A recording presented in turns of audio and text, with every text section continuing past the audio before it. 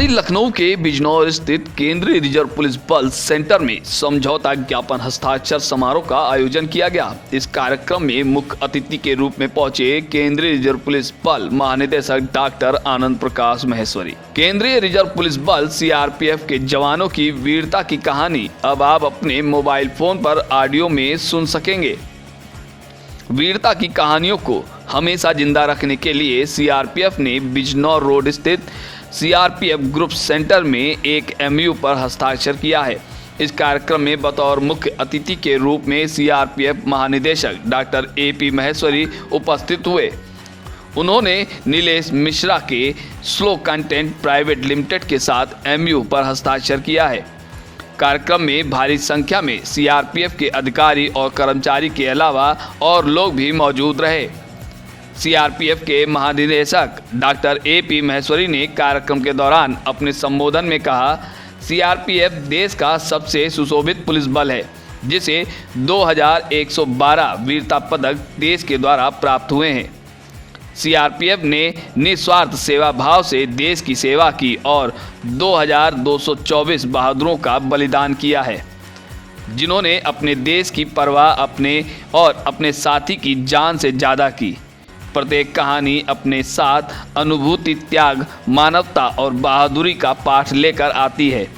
हमें खुशी है कि नीलेश मिश्रा के साथ हमारे संबंध न केवल हमारे बहादुरों के साथ होंगे, अपितु उनके रिश्तेदारों और परिवारों की कहानियों को भी इनके माध्यम से दुनिया को बताया जाएगा। लखनऊ से आनंद सिंह की ये रिपोर्ट। सबको अवगत कराना चाहूँगा कि ये बल 1939 में बना था और उस हिसाब से इसने 81 वर्ष अपने पूर्ण किए हैं। लेकिन स्वतंत्रता के तुरंत बाद इसको नई पहचान दी सरदार पटेल ने और केंद्रीय रिजर्व पुलिस बल के नाम से फिर ये बल जाना गया। तब से लेके अब तक इसको जो दीर्घ अनुभव प्राप्त है, उसमें जब विभिन्न राज्यों का एकीकरण हो रहा था, उसमें इसने योगदान दिया। स्वतंत्रता के उपरांत उस वक्त तक कोई बॉर्डर फोर्स नहीं बनी थी। बीएसएफ और ये सब 1965 में, उसके बाद आईटीबीपी आई, तो शुरू में इन्होंने बॉर्डर गार्डिंग ड्यूटी भी करती थी सीआरपीएफ, और जो कानून व्यवस्था की स्थिति उत्पन्न होती थी उस वक्त वो भी सीआरपीएफ ने की। फिर जब नॉर्थ ईस्ट में जितने उग्रवाद और विद्रोह हुए उसमें सीआरपीएफ ने काम किया। फिर जब जेएनके में आतंकवाद की स्थिति आई उसमें काम किया। पंजाब में जो आतंकवाद की स्थिति आई उसमें काम किया। उसके बाद जो नक्सल प्रभावित क्षेत्रों में हिंसा हुई उसमें उन्होंने काम किया।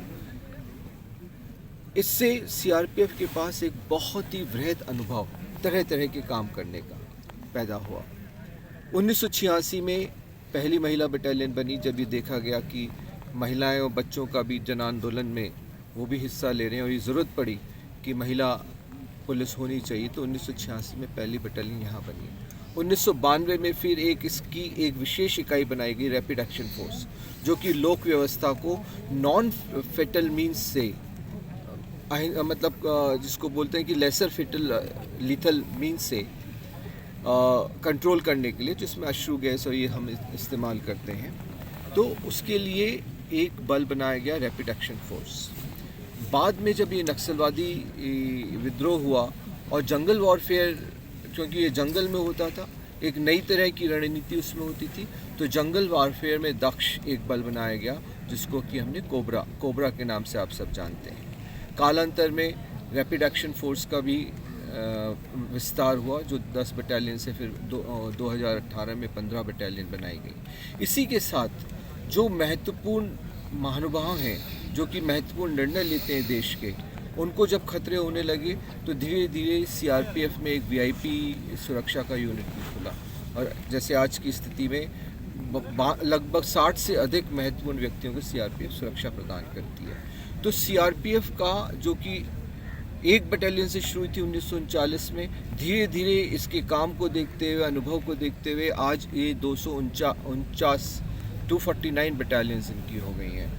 तो जब कहते हैं कि वर्सेटाइल है, इसका मतलब इसको कई इलाकों के अलग अलग प्रकार की समस्याओं के इसको अनुभव प्राप्त। अगर आपने हमारे चैनल को सब्सक्राइब नहीं किया है तो चैनल को सब्सक्राइब कर लें और बेल आइकन दबा लें।